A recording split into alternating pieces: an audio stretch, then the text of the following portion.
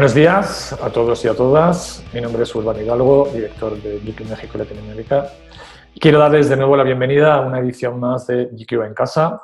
Como saben, GQ en Casa es la plataforma que nuestro título ha decidido llevarles a ustedes, a sus hogares, a sus domicilios en esta época compleja del confinamiento por la pandemia del COVID.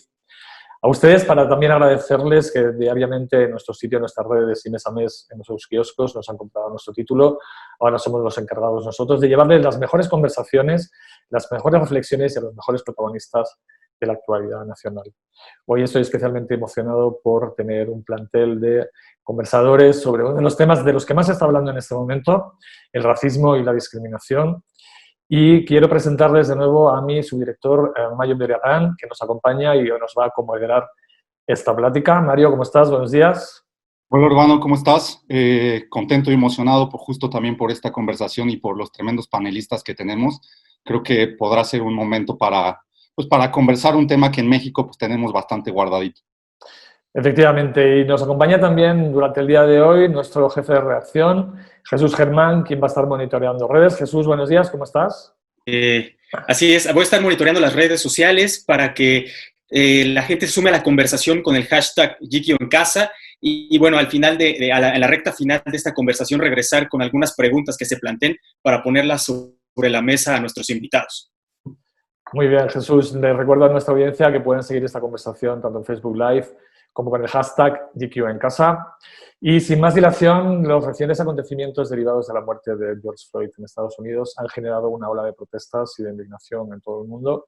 Nos parecía muy importante hacer esta misma reflexión en el país en el que vivimos, en México, plantearnos y preguntarnos cuáles son las formas más habituales, las más sencillas, pero también las más dolorosas formas que el racismo se expresa en nuestro país. Y para ello tenemos con nosotros a algunos de los mejores y más oportunos conversadores sobre esta materia. Quiero empezar presentando en primer lugar a nuestra querida Yalitza Aparicio, actriz mexicana de origen mixteco, nominada al Oscar por su increíble actuación en la película Roma, y embajadora ante la UNESCO con el mandato de apoyar el empoderamiento de los pueblos originarios y además en defensa de las mujeres y de las lenguas indígenas. Buenos días, Yalitza, ¿cómo estás? Hola, muy bien, buenos días a todos y qué honor estar aquí con ustedes. Encantada de la vida de abordar estos temas que han sido de mucha importancia para mí desde que inicié en el mundo del cine, algo que era totalmente lejano, que creía lejano para mí, así que pues gracias por la invitación y gracias por permitirme escuchar las versiones de estas personas maravillosas que pues ya tienen igual más experiencia en este tema. Como siempre es un placer trabajar contigo, como siempre hemos hecho en GQ. Nos acompaña también Yasnaya Elena Aguilar Gil. Yasnaya es lingüista, es escritora, traductora, es activista de los derechos lingüísticos e investigadora Yuhuk. Sus lenguas de trabajo son el Yuhuk, que es una variante del Mixe, el español y el inglés. Actualmente es miembro del colectivo Mixe, un colectivo que busca realizar investigaciones sobre la lengua y la cultura mixés, así como difundir las mismas. Es comunicadora y escribe en muchos medios internacionales, entre otros el país. Buenos días, Yasnaya, ¿cómo estás? Ay, buenos días, qué gusto saludarlos y muchísimas gracias por la invitación. Un saludo a toda la audiencia también. Muchísimas gracias a ti. Por supuesto, no podíamos sino contar también con Tenoch Huerta, como saben, el actor mexicano de Orígenes Purépechas en Aguas, como él mismo reconoce, ganador del Ariel por Días de Gracia. Su carrera se ha visto a nivel internacional en festivales tan importantes como el de Cannes. Recientemente lo hemos visto en la serie Narcos, interpretando al narcotraficante Rafael Caro Quintero. Va a ser Moctezuma Xocoyotzin en la serie de Amazon junto a Javier Bardem. Y Tenoch es además una de las voces mexicanas más relevantes en la conversación sobre el racismo y la discriminación y la infrarrepresentación de la población originaria y mestiza mexicana. Buenos días, Tenoch. Gracias por acompañarnos. Hola, ¿qué tal? Pues un placer estar aquí con estas tremendísimas mujeres, con Jorge. Creo que es un gran momento para hablar de esto, que no sea el momento coyuntural, sino que sea la plática permanente y una práctica permanente en nuestro país. Efectivamente, esa es la intención fundamental de esta conversación. Nos acompaña también la doctora Mónica Moreno Figueroa. La doctora Figueroa es una mujer negra, mestiza mexicana. Es profesora e investigadora en el Departamento de Sociología de la Universidad de Cambridge, en Inglaterra. Es licenciada en Comunicación por la Universidad Iberoamericana, doctora en Sociología. Codirige el grupo de trabajo de la descolonización de la sociología en la Universidad de Cambridge y además es cofundadora de Coopera, uno de los colectivos más importantes que trabajan para visibilizar y combatir el racismo en nuestro país. Doctora, buenos días, ¿cómo estás? Hola, muy bien, muchísimas gracias. Buenos días a todas y todos. Con mucho gusto de tener esta conversación. Gracias por invitarme. No, a ti, muchísimas gracias, que sabemos que estás trabajando muy, muy duro desde casa también. Aquí tenemos la oportunidad de tenerte en México, que es algo inusual. Y finalmente tenemos con nosotros a un amigo de la casa, protagonista de unas historias interesantes en GQ, candidato a Hombre del Año por su interpretación en la película Roma también. Amigo Jorge Antonio Guerrero, que después de interpretar a Fermín junto con Yalitza en Roma, la cinta dirigida por Alfonso Cuarón, ha sido María Burto en la producción de Netflix, en Colosio, ha sido el Cadete Tello en la serie Luis Miguel, ha interpretado a Siquio Sécatl en Hernán y ha sido protagonista junto a Lara Stone, por cierto, de un reportaje en nuestra hermana revista americana Vogue US, habitual de nuestras páginas. En este momento yo sé que estás preparando una estancia artística en Canadá y preparando un rodaje que quedó pospuesto por esta terrible pandemia del COVID. Sí. Te doy de nuevo las gracias, Jorge. Siempre que te llamamos estás súper dispuesto a estar acompañándonos. Urbano, pues un gusto estar con todos ustedes, con Yalitza, con Tenoch, en fin, la verdad es que me siento muy, muy honrado de estar en esta plática. Me encanta tenerlos a todos aquí. Creo que es muy complicado reunir a un plantel semejante de personas autorizadas para que podamos hablar sobre el racismo. Hace unos cuantos días escribía en mis redes sociales que hay una serie de términos que siempre van acompañados de un pero, ¿no? Yo no soy machista, pero, o yo no soy xenófobo, pero, o yo no soy homófobo, pero. Y creo que es ahí, creo que es en los pequeños discursos, en las pequeñas actuaciones diarias, en los mecanismos que a veces ni siquiera nos damos cuenta de ellas, donde también se sitúa muchas veces el racismo. Va a ser una plática larga. Mario, ¿quieres empezar con la primera pregunta? Sí, claro. Buenos días a todos. Muchas gracias por estar aquí a la audiencia de GQ. Quiero empezar con Tenoch. Tenoch, hace poco leí en una entrevista tuya que mencionabas que en México es mucho más fácil hablar de fútbol, de política y de religión que de racismo y discriminación. Quiero entender por qué esta plática se ha vuelto tan compleja durante pues, toda nuestra historia y en qué momento estamos parados justo de esta plática. Pues sí, efectivamente hay un racismo y un clasismo que está debajo de la alfombra, ¿no? En este país son nuestros cadáveres en el armario. No nos atrevemos a decirlo, no nos atrevemos a articularlo, porque eso desmontaría muchísimos de nuestros mitos fundacionales incluso, ¿no? La idea del mestizaje y de la raza de bronce, por ejemplo, se vería terriblemente afectada si aceptamos que hay racismo y hay clasismo. La estructura piramidal donde un pequeño grupo, una minoría económica e incluso de fenotipo es la que domina al país. Entonces, hablar de racismo y de clasismo también pondría en jaque estos mitos sobre los que ellos fundan su poder hegemónico. Las élites también verían socavado la justificación cultural, racial, incluso cientificista, sobre la que se han apostado en la parte superior de la pirámide. Y además en el día a día, la gente común, en los que no pertenecemos a esa élite, es difícil aceptar que sí somos racistas, que sí somos clasistas, que hemos sido no solamente víctimas, sino hemos nosotros sido los victimarios, los que hemos soltado frases, los que hemos tenido conductas de este tipo. Nadie quiere ser el malo de la película, nadie quiere aceptar que es el racista o el clasista. Creo que mucha gente también desconoce qué es el racismo y el clasismo. Estados Unidos lleva demasiados años hablando del tema, décadas hablando del tema. Hay películas, series, libros, trabajos académicos que hablan del racismo en los Estados Unidos, y entonces ellos tienen el discurso dominante del racismo, y como en sus películas hay una cruz quemándose enfrente de la casa de una familia, y aquí en México no hacemos eso, decimos, no, pues que son racistas. Como en Estados Unidos vemos que,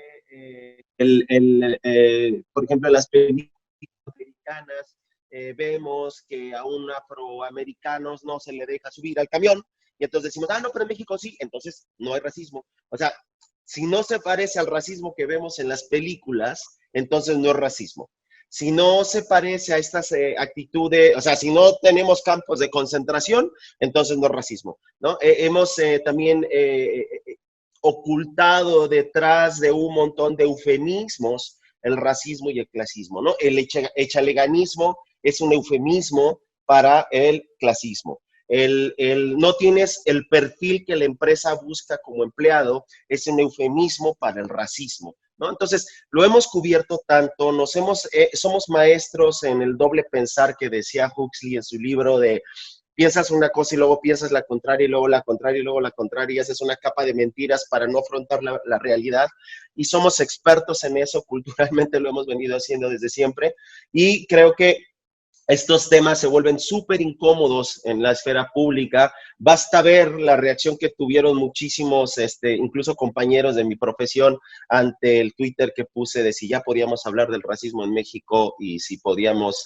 dejaría de ser un tabú o no, que era necesario apoyar el movimiento antirracista en los Estados Unidos, pero era momento de hacer un movimiento antirracista en México, y sus reacciones fueron incluso virulentas de algunos de ellos, ¿no? Entonces, te das cuenta que es un tema muy complicado, que la gente no le quiere entrar, pero creo que vivimos el momento exacto para hacerlo. Ya esperamos 500 años para hablar de esto, es ahora, es aquí. Hay en el mundo, se están resquebrajando ciertos sistemas, y es momento de que nosotros tumbemos esos sistemas que nos están oprimiendo. Entre ellos, el más grande de todos es el patriarcado, y esa lucha la están dando las compañeras que salen todos los días a la calle y que exigen su derecho a vivir. Uno ahora sí, que es el papá de todo lo demás, y tenemos que ir desmontando cada uno de esos discursos. De otra manera, nos veremos condenados a la violencia, a la segregación, a encontronazos cada vez más violentos entre la gente que se siente fuera del sistema, la gente que se quedó fuera del bienestar y la gente que está teniendo todos los privilegios. Van a haber encontronazos cada vez más fuertes, así que evitemos eso. ¿Cómo? Hablemos del tema primero, aceptémoslo, después lo analizamos, después lo cuestionamos, después vamos a ver qué hacemos y empezamos a aplicarnos en desmontar todo este discurso. Estoy completamente de acuerdo contigo, Tenoch, que creo que es importante. Por supuesto, iniciar una conversación. Me gustaría hablar en este momento con la doctora Moreno Figueroa, porque creo que es muy importante y es muy necesaria una definición del racismo, una definición precisa del racismo.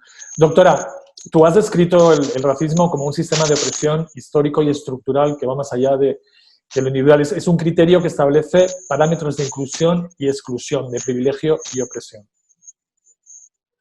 Sí, así es. Y creo que es muy bueno como tratar de tener claridad sobre qué es el racismo, para que podamos entonces como tener una conversación por lo menos en un nivel similar y que podamos de ahí crecer y como complicarla, ¿no? Entonces, si el racismo lo podemos entender como un sistema de organización de nuestra sociedad, una forma de organizar nuestra sociedad que distribuye el poder, distribuye los privilegios, distribuye las oportunidades, distribuye la buena vida, decide quién tiene acceso y quién no, a qué cosas. Entonces, cuando estamos hablando de racismo, y esto es algo que hay que tener mucho cuidado, no estamos solamente hablando de prejuicios, o de que alguien es mala onda, o de que alguien debería ser más educado, que necesita más información. Eso es importante, todo eso es parte, pero eso es solamente un nivel. O sea, si pudiéramos arreglar todo con pensar que alguien pues se va a portar mejor, o va a ser más amable, o va a ser más buena onda, pues sería casi que más fácil, ¿no? Lo que estamos hablando es de una forma de vida que cruza cómo está organizada nuestra sociedad, con quién nos juntamos, a quién decidimos amar, quiénes son nuestros amigos, a quiénes contratamos, quiénes nos contratan y para qué cosas. Entonces, estamos hablando de una forma de organización social que cruza todos los aspectos de nuestra vida y que es muy importante que lo veamos, que no requiere solamente una respuesta individual. Estamos hablando de un problema social que requiere respuestas a todos los niveles, desde las empresas, las universidades, las escuelas, el gobierno, las políticas. Entonces, estamos hablando de un problema complejo. Así como hubo un momento en que hablar de género fue muy importante y se empezó a incluir una perspectiva de género para entender la situación, y vamos caminando en ese sentido, con dificultades, pero se puede decir que a mucha gente no le extraña cuando hablas de la palabra género. tenemos que hacer ese trabajo en relación a la raza y el racismo.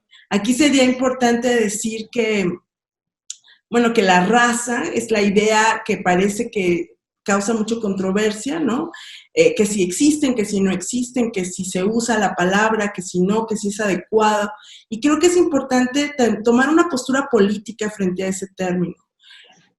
Aunque haya discusiones de la biología de si hay un porcentaje de que sí, el DNA de las personas, y lo que creo que es importante es asumir, como muchos estudios lo han hecho ya, que las razas no existen, que las personas compartimos un 99.9 de nuestro material genético, es decir, que realmente todos somos iguales en términos de nuestro cuerpo, de nuestra capacidad, y que no nos sirve utilizar ese tipo de categorización que lo único que ha hecho es organizar a la gente en esta jerarquía de superiores e inferiores de acuerdo con sus cuerpos y sus características físicas, que luego se extienden a características culturales y sociales y geográficas y demás. Entonces, no nos sirve, pero la gente cree que las razas existen. Entonces, cuando se cree que las razas existen, que la gente se puede organizar de esa manera, entonces se da pie a que haya, a que se continúe con el racismo, ¿no?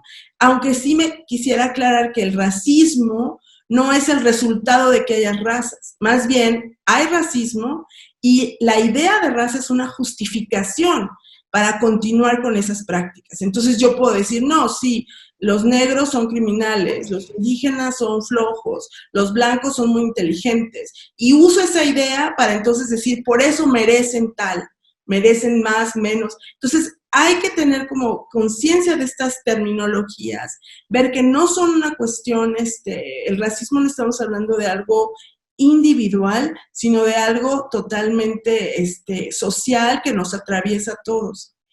Y creo que algo importante para terminar esta definición, digamos, es distinguir el racismo de la discriminación. Uh-huh. El término discriminación se usa mucho en México, es algo que parece que es más accesible, más hasta políticamente correcto, pero yo creo que no nos ayuda porque de alguna manera diluye la fuerza y la claridad de hablar de sexismo, de hablar de racismo, de hablar de clasismo, como sistemas de opresión sociales, porque cuando hablamos de discriminación, se puede diluir a un nivel individual. Es decir, yo soy ofendida, no me discriminan, entonces voy a hago una queja para que a mí me resuelvan. Algo que tiene el racismo, que es muy perverso, es que nos separa, nos divide, claro, y nos impide la solidaridad entre las personas. O sea, impide que hagamos fuerza común. Entonces, usar un discurso de discriminación y de derechos individuales, lo que hace es que entonces yo vea como más una carrera hacia solucionarme yo y mis necesidades, en vez de verlo como que si esto no es algo que se cambia en colectivo y socialmente, no vamos a poder avanzar a una mejor vida para todas y todos. Efectivamente. Wow. Hola Yalitza, el año pasado tuviste la oportunidad de estar en el epicentro de muchas de estas discusiones al ser embajadora de la buena voluntad de la UNESCO y al trabajar con la ONU en el programa de Luchemos contra el Racismo. Al estar tú ahí en esa posición, quiero saber cómo sentiste parado México en esa discusión, la percepción que tienen globalmente e internamente y qué relación o qué postura tú ves dentro de estos proyectos en torno a los pueblos indígenas mexicanos. ¿Cuál es la pertenencia? ¿Dónde estamos ubicados en esa discusión? Bueno, siento que estamos ubicados en un lugar muy atrasados. Al salir a conocer en muchos lugares qué concepto tenían de los mexicanos, me sorprendía a mí misma, ya que no era el mismo concepto que yo tenía, donde habían comentarios que me decían, ¿a poco en México existen personas de color? ¿A poco en México existen personas tan bajitas? Si cuando yo veo programas mexicanos no ves eso, si cuando tú entras a ver publicidades que le pertenecen a México no ves eso. Fue una etapa dura y a la vez buena. Dura porque venía de mi zona de confort, donde estaba rodeada de personas que se parecían a mí, que sí, había racismo, había clasismo por niveles sociales, porque aunque son comunidades indígenas y aunque la mayoría somos parecidos, existe este tipo de clasismo, pero no me había tocado algo tan fuerte donde no me reconocieran como mexicana. Así que durante todo ese tiempo empecé a tener la inquietud de decir, es que no están conociendo todas las caras que existen en México, solo están conociendo una pequeña parte, y qué estamos haciendo nosotros como sociedad. Ahí le atribuía mucho la culpa a los medios de comunicación, porque yo, siendo mexicana y radicando en México, jamás veía personas que se aparecieran a mí, ni en comerciales, ni en revistas, ni en películas. No había ningún rostro parecido a mí. Me alejo del medio, poco a poco empiezo a ver que hay como esta inclusión donde se les empiezan a asignar personajes de, como decía Tenoch, el ratero, es el delincuente, todo lo que pues no estás acostumbrada a ver. Al menos yo decía, yo tengo maestros que tienen mi perfil, ¿por qué no he visto en la pantalla a un maestro con mi perfil? Yo estoy en la universidad, tengo estas características de una mujer indígena, ¿por qué en las películas no existen estos personajes? ¿Qué está sucediendo? Ahí fue cuando le empecé a atribuir demasiada la culpa a ellos, y por qué también nuestra sociedad se estaba negando a nuestras características, porque muchos rechazan su apariencia. Por ahí veía un tweet, un tweet de Tenoch, donde decía que las personas consumen más cremas aclarantes, productos aclarantes, y realmente es porque buscan parecerse a este perfil o a este estereotipo que te han hecho creer que si tienes ese perfil eres mejor, que si eres güerito eres inteligente, que vas a tener más posibilidades económicas, que las personas te van a respetar.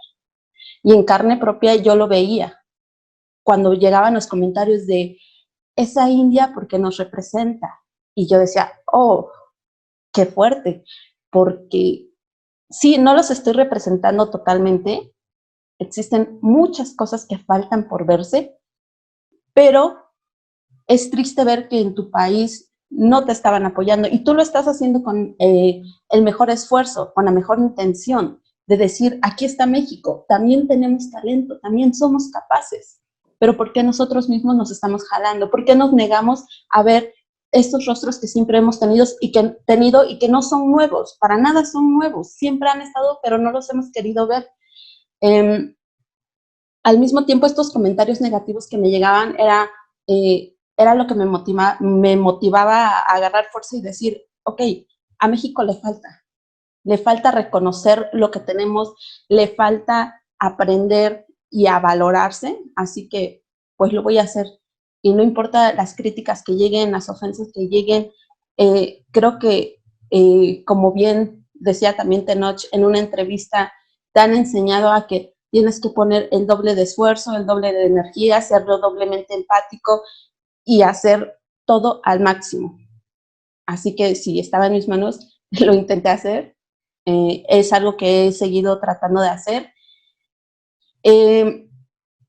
Siempre he tratado también de decirle a la gente, no les voy a contestar agresivamente, no me voy a poner al tú por tú con todos los comentarios que llegan negativos, porque estoy exigiendo respeto, así que los voy a respetar. Yo entiendo que el contexto en el que ellos han crecido los ha moldeado de esa manera. El mío no fue ese, así que tengo que respetar y tengo que tratar de que la gente conozca más de lo que tiene México. Estoy completamente de acuerdo contigo, Yalitza, en que en muchas ocasiones los medios de comunicación deberíamos entonar un profundo mea culpa por no haber sido capaces durante mucho tiempo de representar la variedad y la infinita diversidad cultural, racial y de los pueblos originarios que tiene México. Recuerdo un episodio además que te concierne especialmente en una revista, no vamos a mencionar cuál, en la que apareciste en portada y que supuestamente te iban a hacer un homenaje. Te convirtieron en otra persona, te aclararon los rasgos de la piel, te cambiaron tu físico completamente, ¿no? Quizá para asimilar a esa élite de la que hablaba Tenoch hace un momento.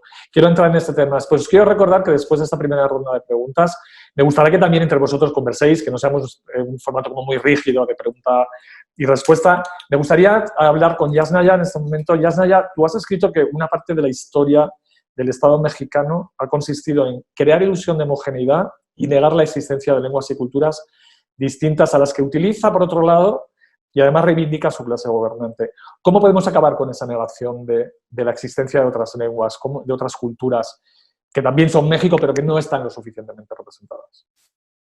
Bien, ahí, bueno, quisiera hacer como pues una distinción, ¿no? Por un lado, pensar México no como una, digamos, una sola cultura, como algo homogéneo, sino como un Estado.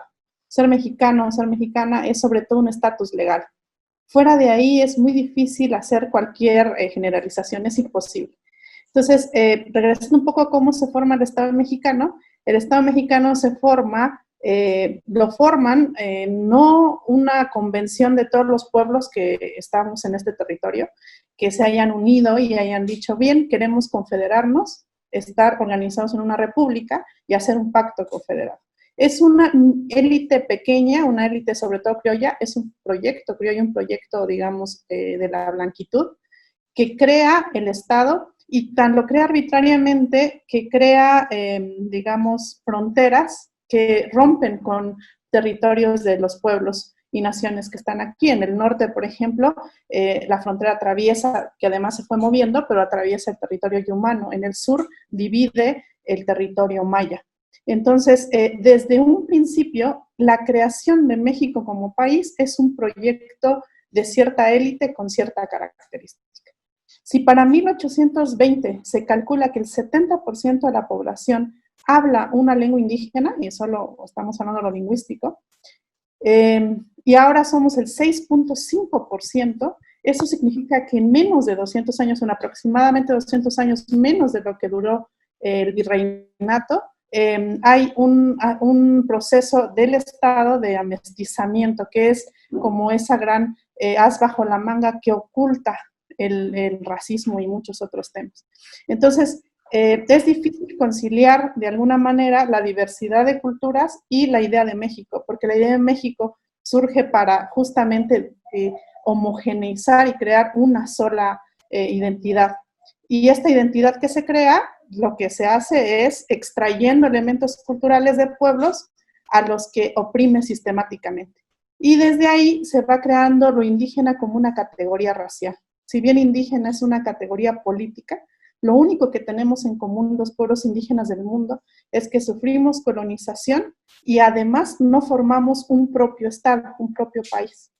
Eso es un lugar, digamos, en la historia, es una situación política. Pero como este proyecto de crear México es un proyecto blanco, es un proyecto criollo, entonces se racializa la categoría indígena.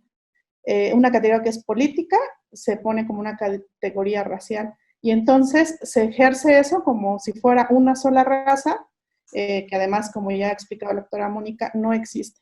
Entonces, visibilizar la diversidad de naciones, culturas, organizaciones políticas que hay en este país va contra la propia idea de México, ¿no? Porque la idea de México es homogeneizante, una sola, con una sola lengua, una sola cultura, una sola identidad. Entonces hay una, digamos, contradicción muy fuerte entre el nacionalismo mexicano, que aboga por esta homogeneización, y la diversidad. Es por eso creo que también en México, además del mestizaje que hay que poner a examen, muy importantemente, también el nacionalismo. El nacionalismo y el racismo en México van de la mano, porque toda idea nacionalista es homogeneizante, quiere crear una sola cosa, y crear una sola cosa es negar básicamente a los pueblos que preceden este Estado. Entonces, va a ser, es difícil cómo hacemos que esto, y cómo no caemos en esta trampa de glorificar la diversidad mientras la opresión continúa, que da pie a muchos casos de, por ejemplo, de apropiación cultural indebida, ¿no? Yo siempre hablo, y esto puede parecer un poco controversial, sobre el propio escudo mexicano. El escudo mexicano de la bandera está basado en elementos de, digamos, tradición mexica. Entonces te apropias de eso, pero mientras tratas de desaparecer y castigas a los niños en la escuela, a las niñas, por hablar la lengua, por ser nahuas. Entonces la selección es azteca, por ejemplo, ¿no? Pero al mismo tiempo estás oprimiendo. Entonces, de estos valores raciales que se le dan, le quitan potencia política a los pueblos indígenas, que somos naciones dentro de este Estado.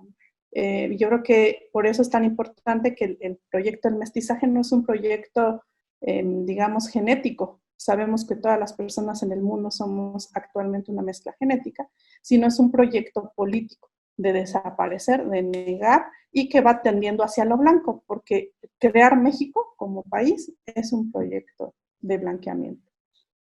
Me interesa mucho esto que dices sobre los procesos de homogenización.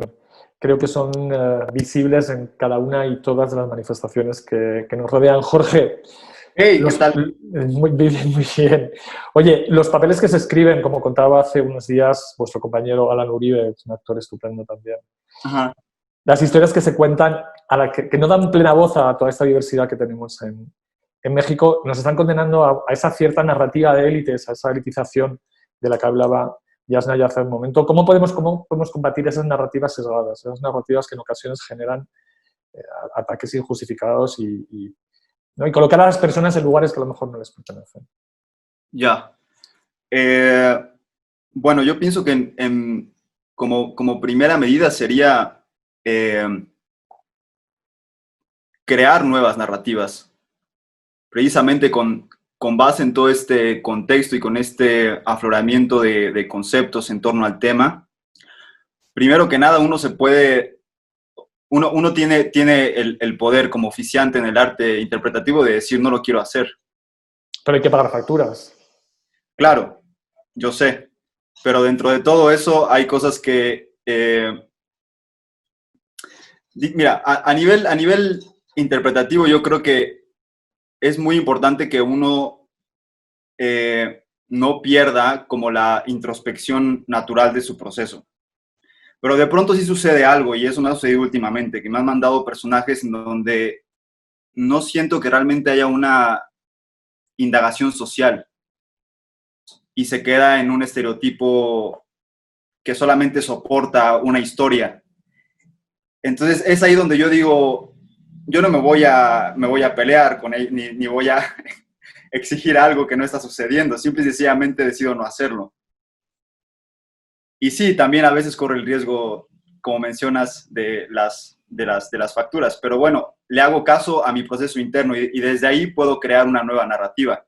Que de hecho, en el momento en el que yo decido, estoy creando una nueva narrativa que se puede expresar a través de un guión o de un nuevo lenguaje, ¿no? Profesora Mónica Moreno, con el colectivo que tienen de Coopera, han tratado de visibilizar muchísimo y desarrollar una estrategia para hacer visible el racismo en el país. Quiero entender cuáles son los principales distractores para ustedes, cuáles son los objetivos que les impiden hacer visible y que siguen latentes día con día en el país. Y pues como bien nos han ya contado, ¿no? Jorge, Tenoch, Yalitza, en sus experiencias podemos empezar a detectar toda esta serie de obstáculos y distractores que no nos permiten avanzar en la claridad. ¿Y por qué no? Porque lo que estamos diciendo es que cuando hablamos de racismo, estamos hablando de un tema muy incómodo, ¿no? Es un tema incómodo, es un tema fuerte, es un tema que requiere de una imaginación radical. O sea, imagínate nuevas líneas narrativas. O sea, hay que imaginar, o sea, tener esa capacidad y esa valentía de aventarnos. ¿Pero por qué no? Pues porque ¿por qué nos es difícil? Nos es difícil porque estamos hablando de distribuir privilegios. Estamos hablando de que para que unos puedan entrar, pues otros se tienen que mover, se tienen que quitar, o tienen que hacer campo, o tienen que compartir. Y eso lo estamos hablando de recursos, de oportunidades, de dinero, de etcétera, ¿no? Entonces, eso es un proceso difícil que hiere, que lastima también, que estamos hablando de emociones fuertes. O sea, cuando yo reconozco que el racismo existe, tengo que empezar por entender dónde estoy yo en esa jerarquía racial. Entonces, tengo que aceptarlo y asumir y ver, ¿no? ¿Por qué me han tratado así? ¿Por qué me han dado privilegios? ¿Y por qué no me han cerrado la puerta? Entonces, eso es un proceso doloroso. Entonces, tenemos que tomar en cuenta que otro obstáculo que nos distrae y que se nos hace difícil ese trabajo es todas las emociones que se nos cruzan cuando queremos hablar de este tema. A eso añádele que efectivamente tenemos que dar, quitarnos, compartir, etcétera, pues es difícil. Estamos hablando también de poder, ¿no? Estamos hablando de quién tiene las oportunidades de dar otras oportunidades, ¿no? O sea, entonces, al final el racismo, como todos los sistemas de opresión, el sexismo, el clasismo, es una forma de organizar el poder y los recursos. Entonces, vuelvo a este tema porque creo que es bien importante ver que el gran obstáculo es de entender que eso que creemos que es una buena vida hasta ahora, que pensamos que todos deberíamos de acceder a ciertas cosas, tal vez no sean tan buenas, ¿no? Tal vez no sea ese el lugar que queremos. No sé si a las mujeres ahorita les preguntas, ¿quieren ser hombres? Tal vez te digan, no, pues no queremos ser hombres. Igualmente las personas indígenas puedes decir, ¿quieren ser gente blanca? O decir, no, pues no, tal vez no. O sea, y eso significa tener esta imaginación radical que nos haga saltar esos obstáculos, ¿no? Esos obstáculos que parece que nos encierran y limitan. Al final el racismo es un proceso de deshumanización, es un proceso que nos desconecta de nosotros mismos. Una colega mía habla de que nos confunde, ¿no? Nos confunde de quiénes somos y de quiénes son los demás. Y entonces eso hace que perdamos piso, ¿no? De que estamos hablando de otras vidas y de otros seres humanos. Entonces creo que lo que hemos hecho en Coopera, y aparte de mi propia investigación, es buscar maneras de entender estos fenómenos, pero también de comunicarlos de una forma más efectiva, de que veamos que esto nos cruza emocionalmente y que por eso nos es difícil. Nos cruza en términos de nuestras opciones y capacidades y nos es difícil. Pero eso no quiere decir que quedarnos ahí es la opción y que es bueno, ¿no? O sea, hay que movernos porque estamos todos, blancos, mestizos, indígenas, negros, perdiendo en nuestra capacidad, en nuestra increíble capacidad de inteligencia, de colaboración, o sea, imagínense qué sería este mundo sin la opresión racista. O sea, ¿qué podríamos hacer? Más bien, ¿qué no podríamos hacer? ¿No? Entonces, si vemos eso, podemos tener esa visión, nos estaríamos dejando de estas distracciones que nos quitan a todos, ¿no? Nos limitan. Os recuerdo, de todas formas, que en cualquier momento que queráis intervenir y hablar con alguno de vuestros componentes, podéis hacerlo sin ningún problema. Yalitza, un compañero vuestro, como decíamos antes, Alan Uribe, escribí hace muy poquitos días en un texto que me compartió Enoch, que siempre es una fuente importante de información. Decía, mis ideas han tardado 10 veces más tiempo en ser consideradas que las tuyas, porque mi rostro le recuerda más a la servidumbre que a algún líder de opinión. En ocasiones no parecería también que los papeles que os han tocado interpretar perpetúan de alguna manera ese discurso ciertamente racista y discriminativo.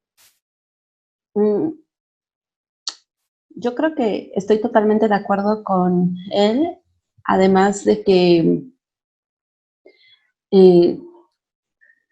mis colegas actores pueden dar razón de eso, porque los personajes que te dan en el cine son estereotipados. Siempre van a ser los mismos roles, siempre las historias parecidas y no te dan oportunidades a más. También estoy de acuerdo con que nuestra voz es menos escuchada. Y yo lo he vivido y me costó trabajo que tal vez me prestaran atención por el mismo hecho de mi color de piel, por mis apariencias y porque la gente considera que una persona indígena es alguien ignorante. Y es algo con lo que siempre estamos combatiendo, que siempre estamos tratando de decir, no, no es así. No somos ignorantes y sí, tenemos menos oportunidades que el resto de la sociedad. Los apoyos llegan todavía menos a las comunidades rurales como lo es en la ciudad, pero también tratamos de salir adelante. Así que creo que son ideas que la sociedad se tendría que ya sacar de la mente, se debe de sacar de la mente, de juzgar a las personas por sus apariencias físicas.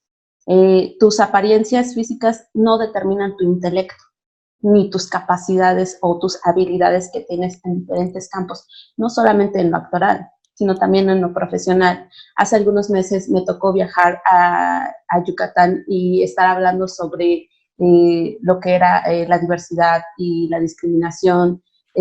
También me encontraba en un foro donde estaban reunidos varios empresarios y hablaban sobre la inclusión dentro de sus empresas a diferentes personas. Dentro de ellos se mencionaban a las personas indígenas.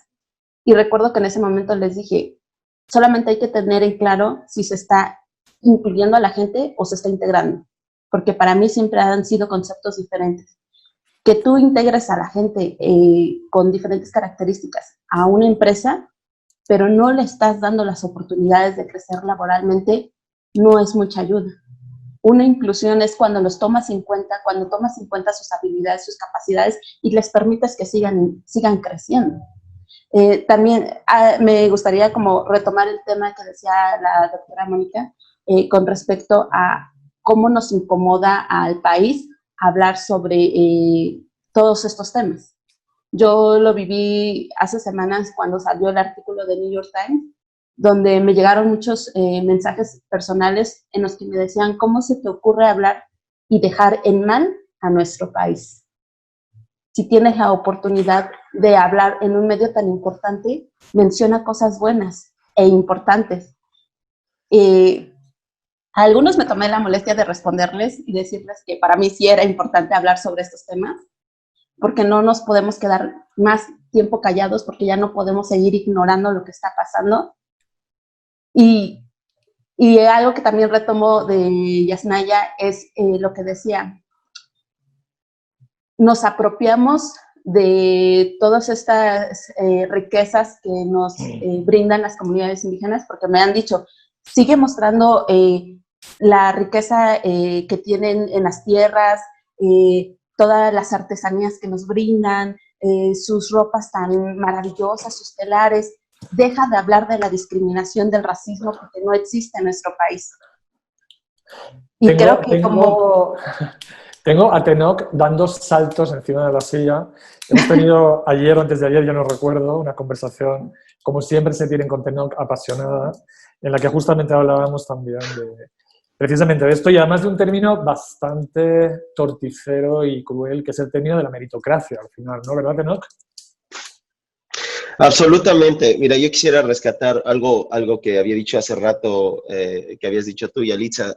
Decías que te decían que tu rostro no representaba a México. Yo leí por ahí un artículo de Yasnaya que decía que hace 200 años, el 80% de la población mexicana se autoadscribía, espero decir bien la palabra porque siempre cuesta trabajo, se autoadscribía indígena y que, o perteneciente a un pueblo originario, para ser mucho más correctos. ¿Y qué pasó? Que 200 años después eso se redujo al 6%. ¿Quiere decir que se murieron? ¿Quiere decir que se mestizaron? No, simplemente quiere decir que nos dejamos de identificar con nuestras raíces. Así que si el 70%, entre el 70 y 80% de la población de este país, según el INEGI, es morena, entonces, Yalitza, sí representas el rostro de México, porque representas entre el 70 y el 80% de la banda de este país, que somos morenos, que hace 2 o 3 o 4 generaciones pertenecíamos, nos autoadscribíamos a un pueblo originario y que tiempo después nos enseñaron a avergonzarnos, nos enseñaron a no usar nuestra lengua, nos golpearon y humillaron a nuestros abuelos para que dejaran de ser quienes eran, para poderse integrar a esta idea y horrible de la mexicanidad construida, como lo dice perfectamente Yasnaya, como lo están exponiendo aquí perfectamente este par de maravillosas mujeres académicas, porque nos integraron a una idea colonialista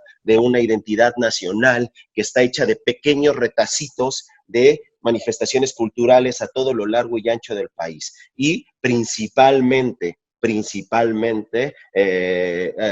va en un proceso de borrar identidades. Exactamente lo mismo de lo que nos quejamos con la globalización es lo que hicimos en este país desde hace 100 años después de la Revolución Mexicana. Es un proceso de integración donde se borran las identidades para que todos seamos iguales. Así que, Yalitza, sí representas y tu rostro sí representa y yo me siento identificado y me siento representado por ti. Segundo, lo que decía Jorge, nada más quiero agregar algo. Efectivamente, hay papeles que uno tiene que rechazar, pero no te puedes salir del sistema. Si tú te vas afuera y rechazas todo, porque todo está escrito desde ahí, entonces nunca vas a llegar, nunca vas a entrar a los círculos de poder. Y una razón por la cual no se escriben estas historias donde nos representen de otra manera es porque no estamos empoderados. Nadie que venga de una clase media baja o clase baja con nuestro color de piel está empoderado en la industria de los medios en este país. Por esa razón es que hay que empoderarnos, por eso hay que entrar a ese mundo, hay que entrarle con todo. Sí, efectivamente, todos mis personajes han sido de jodido, sufridor y de ratero, siempre lo he dicho así, porque cada vez que hablamos de la clase media baja o la clase baja, siempre es sórdida, violenta, brutal, bestial, animal. Cada vez que hablamos de la clase media baja y la clase baja, son violadores, trata de personas, asesinos, corruptos, las mujeres son sumisas, las mujeres son violentadas constantemente y destrozadas, y siempre hay esta idea de que la clase media baja y la clase baja es horrible, horrible, y que la gente está llena de orcos como en El Señor de los Anillos, ¿no? De gente deleznable, siempre es esto. Y cuando hablamos de la clase media alta y la clase alta, todos son caucásicos, y todos son buena onda, son comedias románticas, todo está cool, las chicas, si nomás basta que se esfuercen un poquito y consiguen lo que están buscando. O sea, cada vez que se representa a una clase social, siempre clase media baja y clase baja, morenos y siempre violentos. Clase media alta y clase alta, caucásicos y siempre buena ondita y chiditos, ¿no? Ese discurso lo tenemos que desmontar y lo vamos a desmontar siempre y cuando nosotros lleguemos ahí, porque hasta este momento tenemos que decirle a estos que son los dueños del discurso, tenemos que pedirles por favorcito, ya no nos representes así, por favorcito no seas mala onda, por favorcito no me hagas ver mal, carnal, yo estudié en la universidad, yo terminé la universidad, yo estudié periodismo y comunicación en la UNAM, carnal, yo sí sé, no he leído un par de libros en mi vida, pero pues he leído un par de libros, no me pongas de malandro. ¿Por qué le tengo que ir a pedir eso? ¿Me explico? Entonces, creo que lo importante no es mantenerse al margen, sino todo lo contrario, es entrar ahí, desde adentro empezar a desmontar este sistema y empezar a abrir los espacios. Ahora, afortunadamente, la gente que está en el medio, sobre todo en el medio cinematográfico, es gente sensible, inteligente y culta.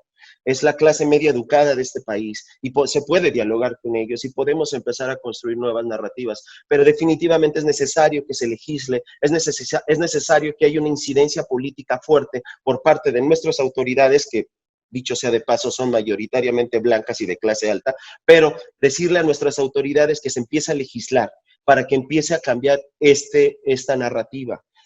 Porque si no, de otra manera, estamos condenados a repetir mitos. Entendamos una cosa, lo dice Yuval Harari por ahí en algún libro que he estado leyendo, que el ser humano se integra en sociedades grandes a través de los mitos. Y si nuestros mitos nos están señalando a nosotros y están señalando a un grupo y lo está criminalizando, ese mito se vuelve ley, ese mito se vuelve una práctica real, integrada en las dinámicas sociales, familiares, culturales de todo un sistema que sería en este caso la nación mexicana. Entonces, si no buscamos la manera de que las narrativas cambien, no van a cambiar. Pero mientras nosotros no tengamos la narrativa, no va a suceder. Así que por ahora hay que hacer alianzas, y hay que hablar y hay que decirle a la gente que cambiemos los discursos. Los actores nos podemos negar a participar de ciertos proyectos, pero no nos podemos negar a todo, porque si no, no comemos. Porque nadie me hubiera hecho caso si yo no hubiera hecho Narcos, nadie me hubiera hecho caso si yo no hubiera hecho tantas películas. Alguna vez me entrevistaron para la revista Hola, ¿Quién o Caras, que básicamente son la misma revista, y una vez me entrevistaron y les dije, oye, ¿qué fue lo que pasó? que yo tuve que trabajar 15 años de carrera, tengo 5 nominaciones al Ariel, he ganado una vez, tengo 5 o 6 cortometrajes nominados al Ariel, ya gané Cannes, ya estuve en Cannes 2 veces, ya ganamos Tribeca, ya ganamos Sundance, ya ganamos San Sebastián, he estado en Venecia, bueno, mis proyectos han estado en Venecia, mis proyectos han estado en Berlín, han estado en todo el mundo. Después de todo ese currículum, después de esos 15 o 14 años de carrera, después de todo ese tiempo, me gané el derecho a ser entrevistado por ustedes. Oye, y el actor de apellido bonito, hijo de vaca sagrada, que solo tenía una película, fue tu portada. ¿Por qué yo tuve que hacer 15 años de carrera? Y con todo eso que acabo de decir, que me parece de muy mal gusto cantar el currículum, pero es necesario, ¿por qué después de todo esto me gano una entrevista en Interiores, que además nunca se publicó? Y este compadre con una película es portada de tu revista. Eso es lo que nosotros estamos enfrentando el día a día, y yo sé que mucha banda se va a sentir identificada con esto, y se los juro por Dios, porque siempre vienen con el, es que eres un resentido. Esto no lo digo desde el resentimiento, porque afortunadamente tengo una vida bastante estable, y podríamos solo quedarnos callados, pero ¿de qué serviría quedarse callados? Entonces, creo que es mucho más complejo, y creo que interfieren muchas cosas. Nosotros somos parte de la narrativa, y nuestras historias seguirán siendo lo que son, porque la narrativa no la tenemos nosotros. Pero por eso se abren estos foros, y yo nada más quiero además felicitar a GQ por abrir el espacio y por dejarnos hablar de estas cosas. Algo que tienes mucha razón, Tenoch, es el no quedarse callados. Creo que por muchos años nos hemos quedado callados y hemos estado esperando que lleguen oportunidades y que las personas se den cuenta que aquí estamos, que podemos hacer muchas cosas mejores. Así que es momento de hablar y de alzar la voz y decir, yo también puedo. Y si tal vez muchos te van a decir resentidos, lo hablas porque no tienes las oportunidades, porque quisieras el lugar de ellos, porque todos esos comentarios que también los he leído. Y digo, no es por ser resentida, no es por querer tener lo que ellos tienen, es simplemente por querer que las cosas cambien. Y si a nosotros nos toca la chamba dura y decir, ya basta, y que los que vienen atrás disfruten, es perfecto, está bien, porque vamos a hacer esa línea de cambio de los que levantaron la voz y no se quedaron callados. Algo que también mencionabas sobre el que nos han obligado a negar quiénes somos, tienes toda la razón. Y yo lo viví y sufrí por un momento discriminación de ambos lados, donde me decían, bueno, eres indígena, ¿por qué no hablas una lengua?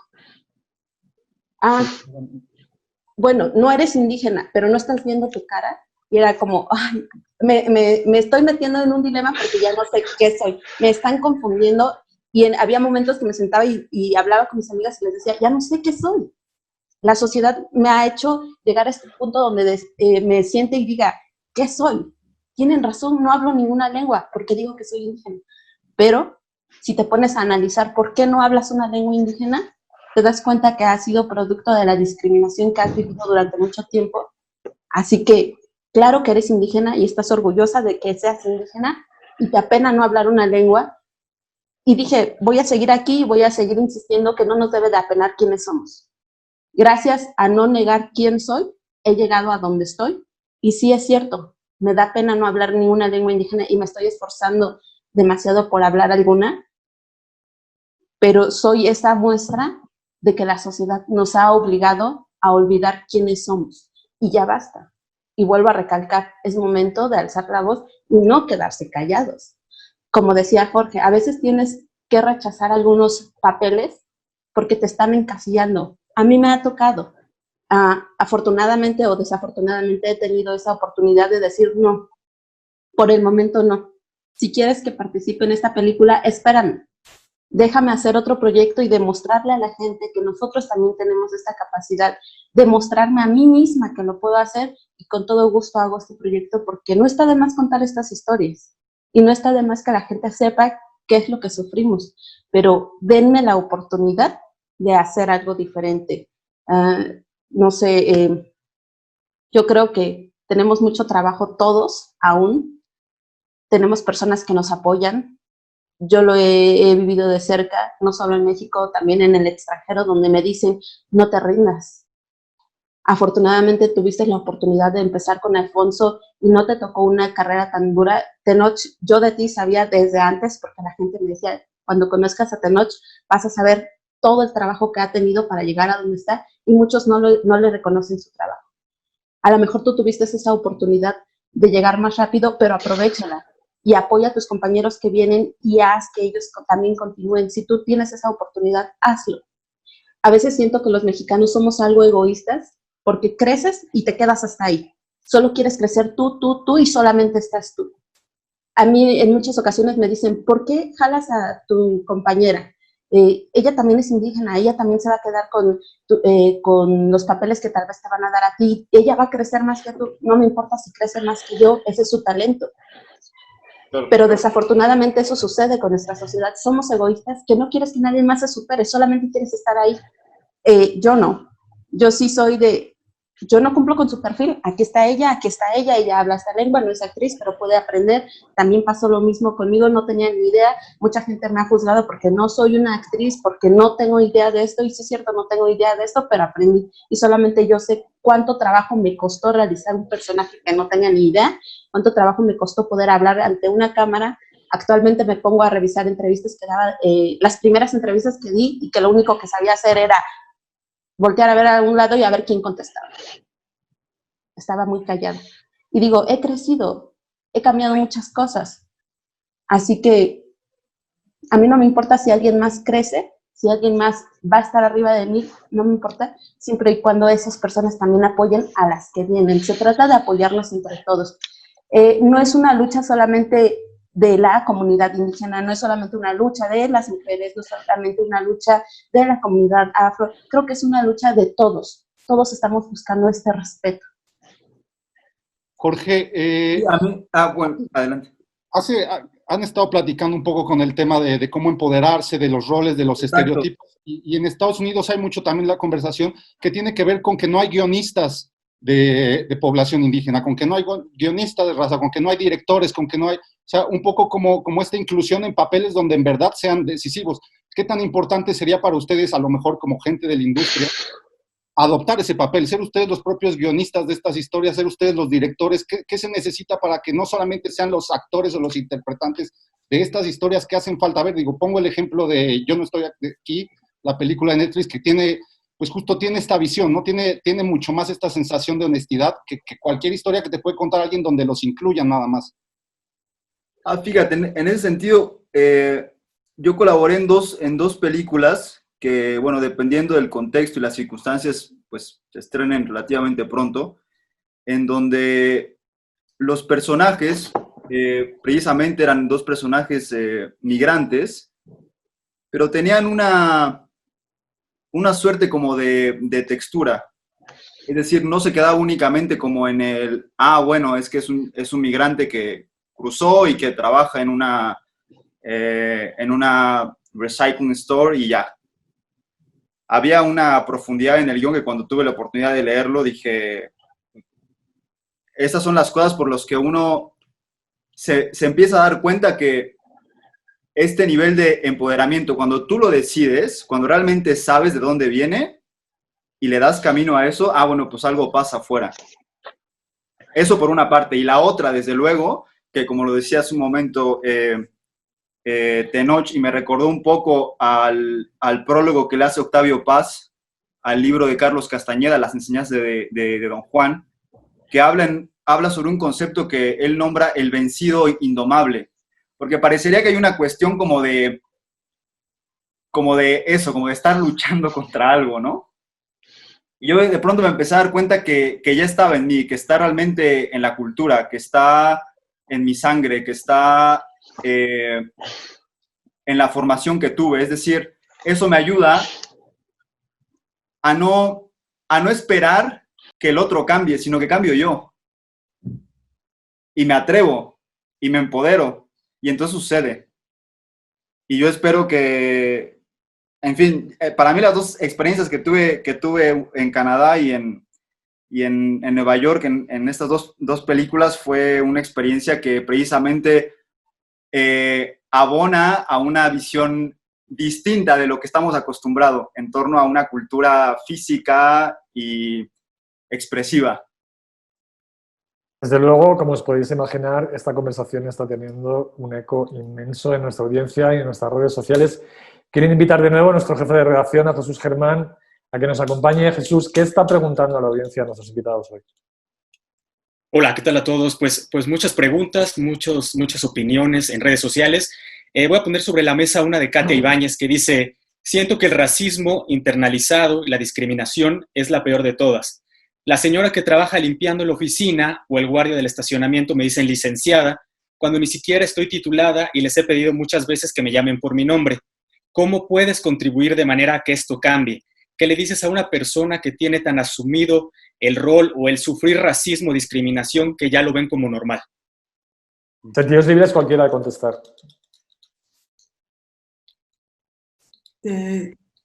Yo quisiera nada más precisar algo rapidísimo y que alguien más conteste esta pregunta.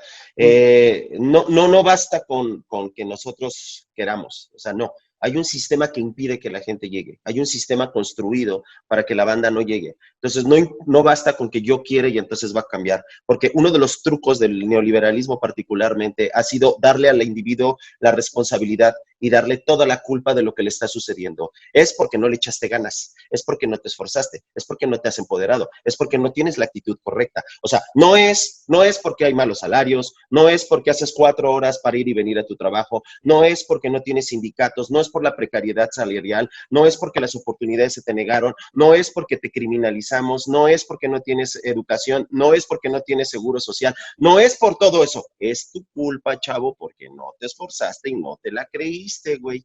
No es porque no tengas un sindicato que te esté defendiendo, ni porque tengas un sistema de élites que te están oprimiendo y que no te dejan llegar. No, es tu responsabilidad porque no te has empoderado. ¿Por qué no hay guionistas de cierta clase social? Porque esa clase social nunca ha tenido el acceso a estudiar una carrera de guionismo, porque o tragas o te mueres, no hay tiempo para que te sientes a escribir, o tragas o tu familia no come y no hay tiempo para sentarse a pensar, mientras unas personas tienen la oportunidad de estar leyendo, de estar sentados tomando clases de piano, hay otras personas de la misma edad, a los 14 o 15 años, que tienen que estar trabajando en la calle y tienen que estar saliendo a ganarse el pan. ¿Cuándo demonios van a tener esas personas la oportunidad de sentarse y empoderarse? ¿Cuándo vamos a dejar de culparle a la gente por la condición en la que están? Nosotros no estamos en una condición de desigualdad. Yo vengo desde el privilegio. Yo soy clase media y soy hombre en un país feminicida. No me hablo de mí, me hablo como sociedad. ¿Cuándo demonios vamos a permitir que mucha gente se empodere si esa gente está muy ocupada tratando de sobrevivir?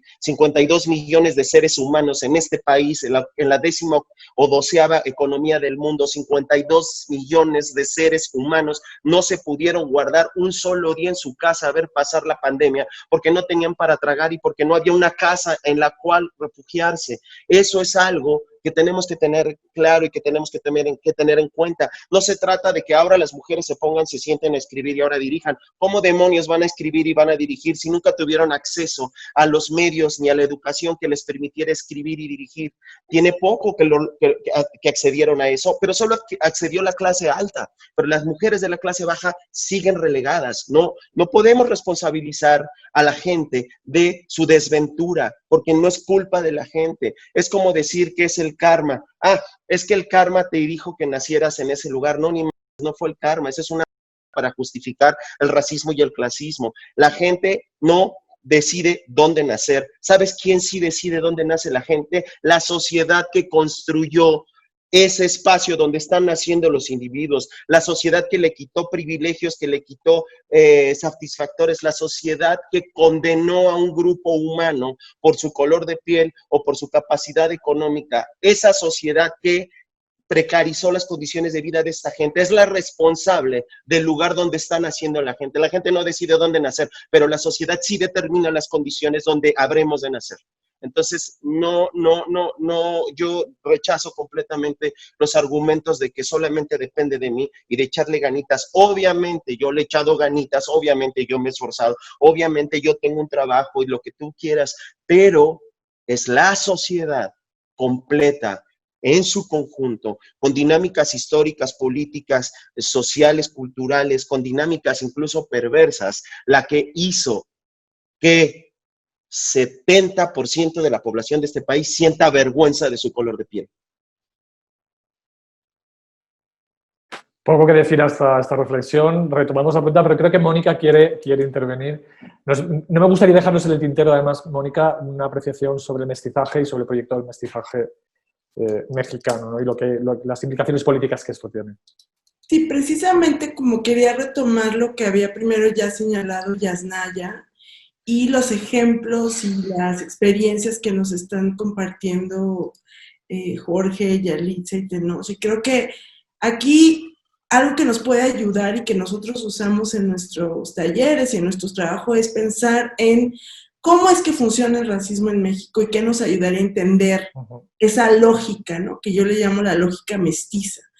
Y es precisamente, o la lógica del mestizaje, y es precisamente entender que el mestizaje es el proyecto racial de México, que es un proyecto racial que organiza a toda la población a moverse hacia la blanquedad, hacia una idea de que aunque haya mezcla, aunque estemos proponiendo que la mezcla es lo que define a México, al final se quiere una cierta mezcla, o sea, ciertas, no cualquier mezcla ni cualquier tipo de gente. Entonces, es un proyecto que podemos decir que ha sido, bueno, a ver, en todo el mundo hay diferentes proyectos raciales, ¿no? Entonces, podemos distinguirlos como de una manera sencilla entre proyectos que son segregacionistas, como Estados Unidos, como Sudáfrica en su momento, o como proyectos en América Latina y México que son asimilacionistas, que lo que quieren hacer es darnos una idea o una careta o una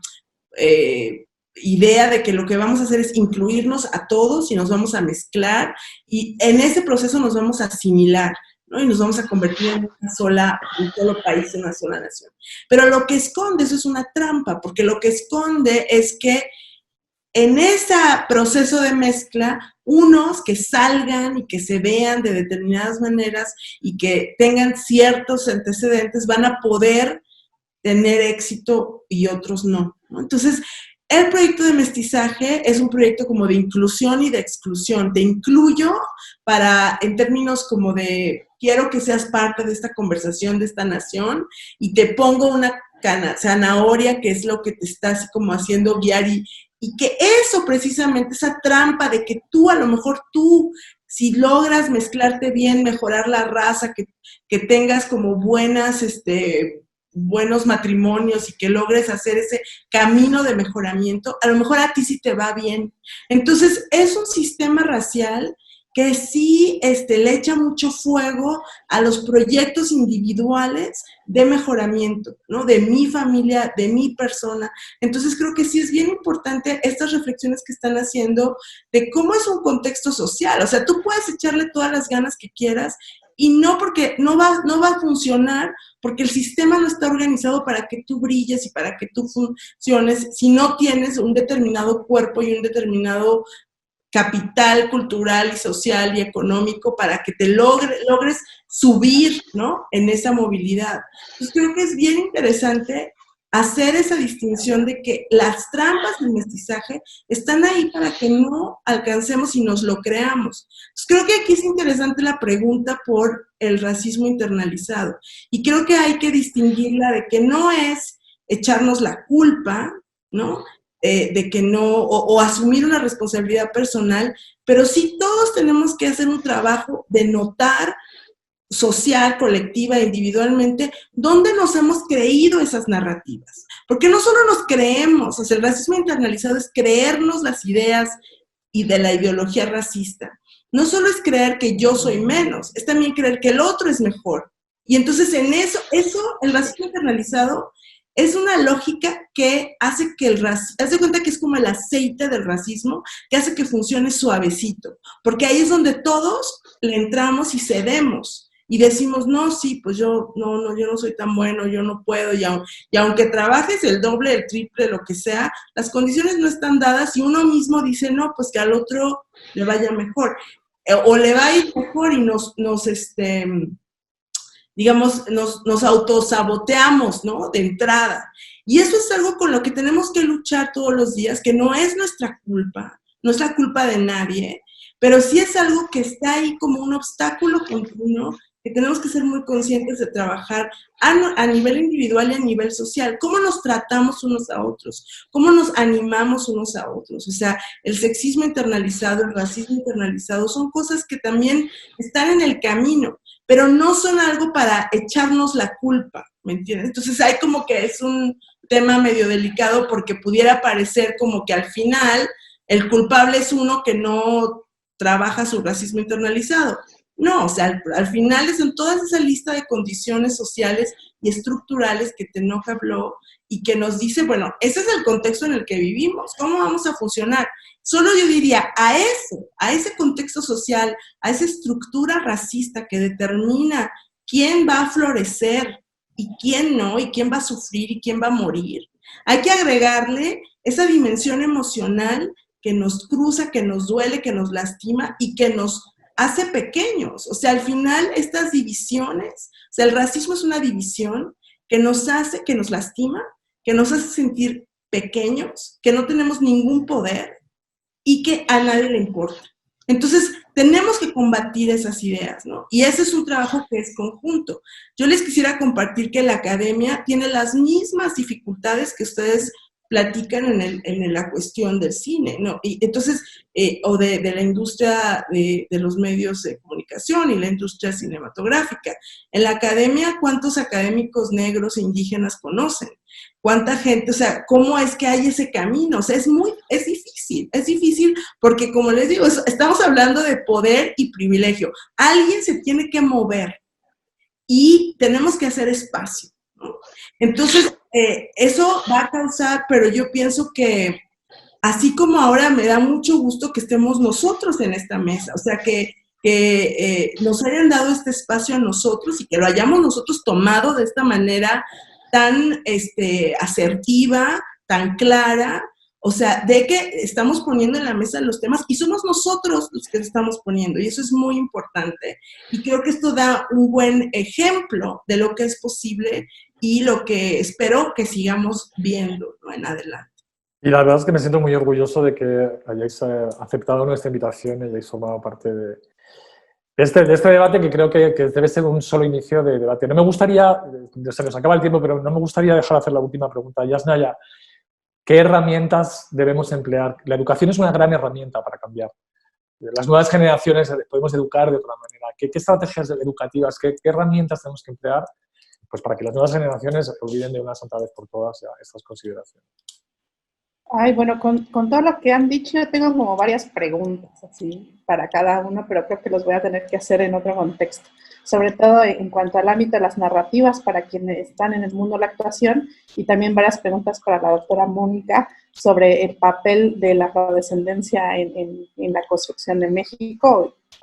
Pero bueno, después les mandaré las preguntas para seguir el debate. Yo creo que sí, la educación, claro, es fundamental, nada más que otra vez pensamos cómo se reproduce. La educación, si no es liberadora, reproduce el sistema racista. Lo sabemos, la escuela ha sido un bastión lingüicida. Son las escuelas del efecto, las escuelas en la pérdida de las lenguas, en el desprecio por lo propio, etc. No basta con la educación como está, sino, digamos, la liberación misma. La educación es otro elemento que hay que desracializar, el acceso a ella, etc. Entonces, yo pensaría que el primer paso es nombrarlo ahorita, ¿no? Estar hablando de... La otra es, como ya lo han dicho también, es reconocer que la raza está, la clase social está racializada y la raza está ordenada por clase. Y la clase viene de otro sistema grande que es el capitalismo. Entonces, no vamos a poder desmontar el racismo si no desmontamos el sistema de producción capitalista. Lo que decían los actores, ¿cómo voy a poder contar esas otras historias? Pues tomando los medios de producción. Mientras ellos nos tengan que, ahora sí que literalmente, regresando a este clásico, literalmente tomar los medios de producción. Es que si no los tenemos, nos van a seguir dando papeles. Ellos van a seguir concediendo lo que creen que hay que hacer por buena onda, tal vez. Entonces, si no desmontamos ambas, no se va a poder porque clase y raza están totalmente imbricados. Y agréganle que estos sistemas no los produjo un matriarcado, los produjo un patriarcado. Entonces, no es posible decir, aquí empieza el racismo y aquí comienza el clasismo y aquí comienza el patriarcado.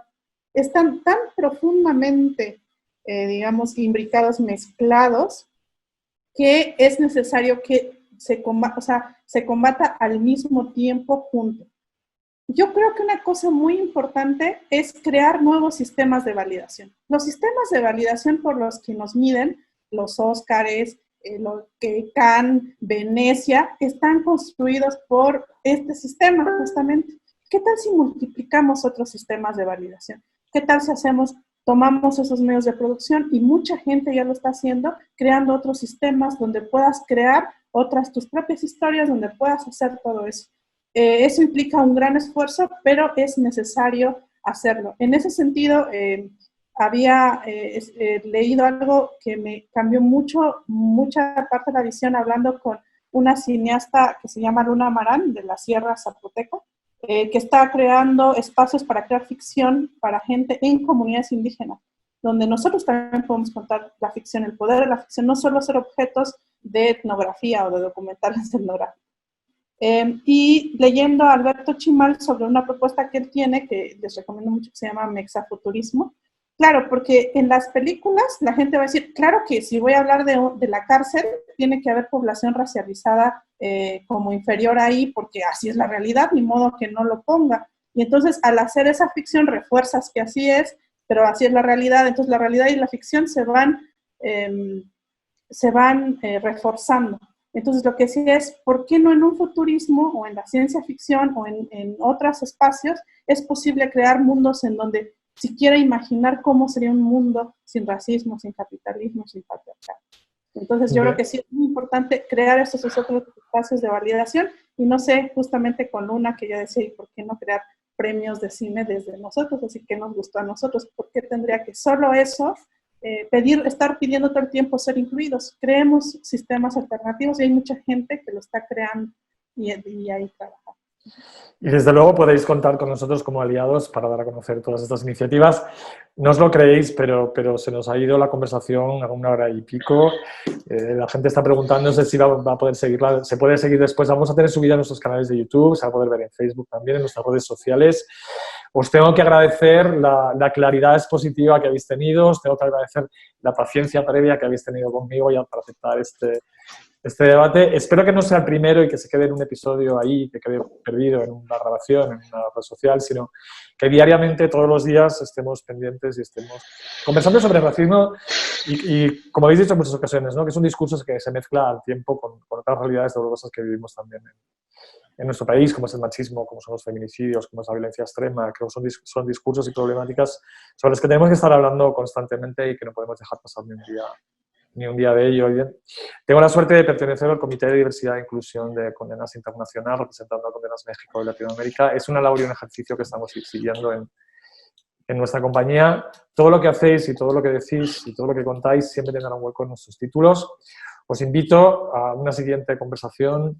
Os agradezco, Yalitza, Tenoch, Yasna, Mónica, Jorge, vuestro tiempo, que habéis formado parte de esta conversación de GQ en Casa. Agradezco muchísimo a la audiencia, que ha estado muy pendiente de todos nuestros comentarios y de todas nuestras preguntas. Y ya solo me queda despediros, agradeceros que nos hayáis acompañado. Muchas gracias. Gracias. Muchas gracias a ustedes. Gracias. Y os reitero, Muchísimas gracias. Os reitero mi invitación para continuar esta conversación. Tenoch, cuéntame. Sí, no, nada más quisiera yo cerrar con lo siguiente. Si en México, según el INEGI, el 70% de la población es morena, ¿por qué no hay el 70% de la publicidad, las revistas, las películas y las series con gente morena? Si aproximadamente el 10% de nuestra población es negra, ¿por qué no hay un 10% de representatividad negra en nuestros medios de comunicación? ¿Por qué Yalitza va al extranjero y le dicen que México es blanco cuando es una minoría de fenotipo? Entonces, sí, agradezco mucho, GQ, y espero que más publicaciones, más gente entienda que que para ser incluyentes no necesitamos que nos den chance. Nosotros somos la mayoría y esos lugares nos pertenecen también. Estoy completamente de acuerdo contigo que algo no se ha hecho bien, pero también estoy manejando cierto optimismo en el sentido de que somos capaces todos de reconstruir nuestros procesos, reconstruir nuestras narrativas y reconstruir nuestras historias y que estemos todos representados. Algo que también me gustaría agregar a lo que acaba de mencionar Tenoch es que esto es un trabajo de todos. Por ahí hacían una pregunta con respecto a la educación. Muchas cosas se le ha atribuido solamente a los maestros, que es su obligación, y en lo personal que me tocó estar poco tiempo cerca de los niños, te dabas cuenta que ellos tienen una pureza nata, que ellos no vienen con una maldad, pero su contexto social los lleva a empezar a discriminar, a clasificar a la gente, a decidir, me llevo con él porque es güerito y con él no porque es morenito. Los niños no tienen filtros y siempre te dicen las cosas tal y como los padres se los plantean. Así que una invitación para toda la sociedad. Es un trabajo de todos, no solamente de uno. Los medios de comunicación, como dice Tenoch, ¿por qué no nos vemos más reflejados en educación? ¿Qué están haciendo los maestros? Pero también los papás, ¿en qué están colaborando para que este tipo de temas no sigan creciendo y no sigan afectando en la sociedad? El gobierno, ¿qué está haciendo para apoyar realmente la educación? Como muchos lo comentaban por ahí, la educación no es la misma, desafortunadamente. En muchas comunidades indígenas ni siquiera llegas a la luz eléctrica, muchos ni siquiera cuentan con un salón adecuado. ¿Y qué está haciendo el gobierno? Y no lo digo solamente para esta gestión, lo digo para todas las que pasaron y todas las que vienen. ¿Qué están haciendo para que esto siga avanzando? ¿Dónde está esta igualdad de oportunidades?